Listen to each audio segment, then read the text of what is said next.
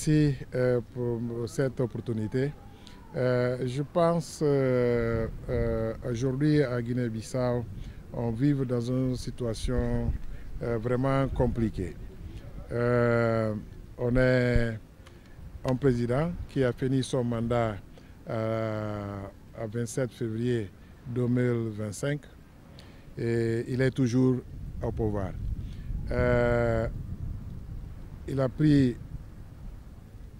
Il a commencé son mandat à 27 février 2019. Il a, à 27 février 2025, ça fait 5 années. Et la Constitution de la République dit clairement que le mandat du président, c'est 5 années. Il n'est pas dit que le mandat du président, c'est 5 années plus un mois, 5 années plus 5 mois. La Constitution, c'est très clair. Donc, le mandat de Umaro Sissoko Embalo s'est terminé le 27 février. Mais il est toujours au pouvoir. Il a reporté les élections pour novembre, pour le 30 novembre de 2025. Donc, toutes les plateformes qui sont là, on s'organise pour l'élection dans la date qu'il a annoncée. Notre plateforme inclusive, on vient de travailler, comme les autres plateformes qui sont là aussi. Chaque coalition vient de faire ce travail pour s'organiser pour les élections qui vont se réaliser en novembre. La situation, c'est compliqué. On a un pays qui n'a pas le Parlement pendant 2 années. Le président il a annoncé que ce gouvernement qui est là, c'est son gouvernement. Donc, c'est compliqué, mais on travaille, on espère que tout ça va bien passer, que les élections seront réalisées à la date qu'il a annoncée. Non, on ne peut pas reconnaître Embalo comme le président. Comme je viens de dire, le mandat d'Embalo, c'est fini. Ce que lui fait là aujourd'hui, parti en Russie, parti en Turquie, au Sénégal, c'est pour légitimer son mandat comme le président de Guinée-Bissau. Mais tout le monde sait que le mandat d'Embalo s'est terminé le 27 février. Lui, c'est ex-président maintenant. Il n'y a qu'un oppositeur à Bissau qui va te dire que l'Embalo, c'est le président de Guinée-Bissau. Non. Et ça, c'est déjà dire. Lui, c'est quelqu'un qui est là, attendant la réalisation des élections qui vont se tenir à 30 novembre cette année. Vous savez, je pense que le Sénégal, c'est un pays démocratique.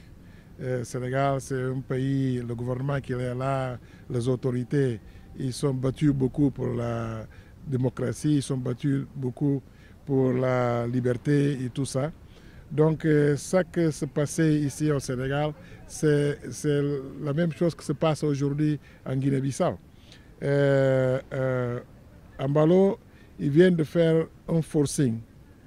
C'est ça qu'il vient de faire partout, hein, faire forcing de venir à Dakar pour la fête de l'indépendance.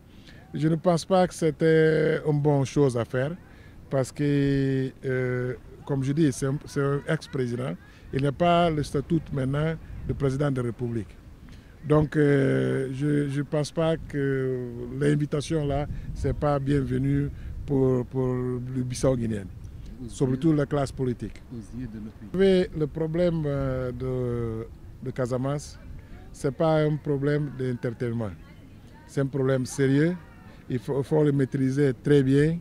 Il faut faire un travail très sérieux et tripartite.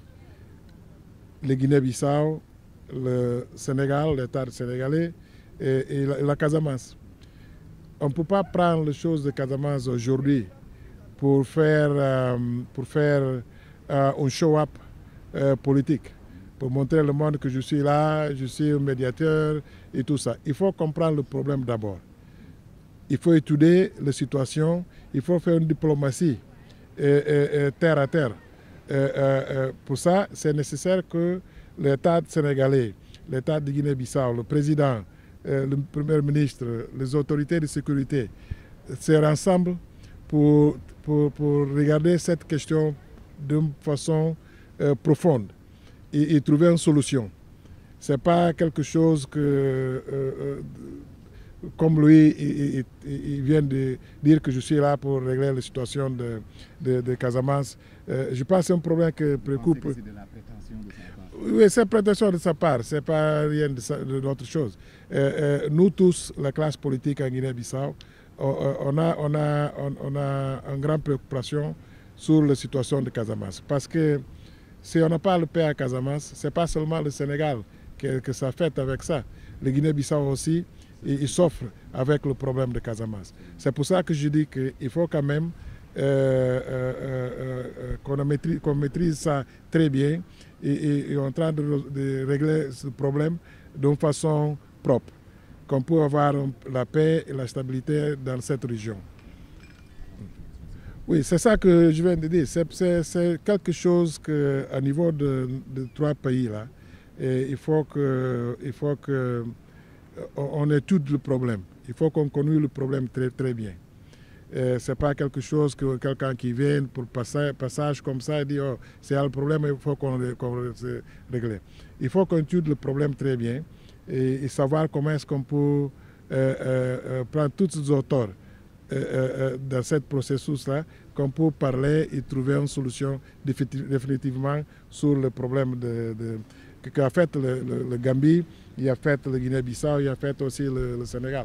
C'est une situation très préoccupante. À mon venir à Dakar, je passais pour le Cap Skirring. Mais les gens m'ont expliqué qu'avant, cette zone, c'était la zone de conflit. Tu vois. Mais aujourd'hui, on est là en paix, mais il faut qu'on stabilise la paix là, dans cette région. Donc il faut quand même que les autorités bissau-guinéennes, l'autorité sénégalaise et gambienne travaillent ensemble pour garantir que la paix qui est là continue pour tout le temps.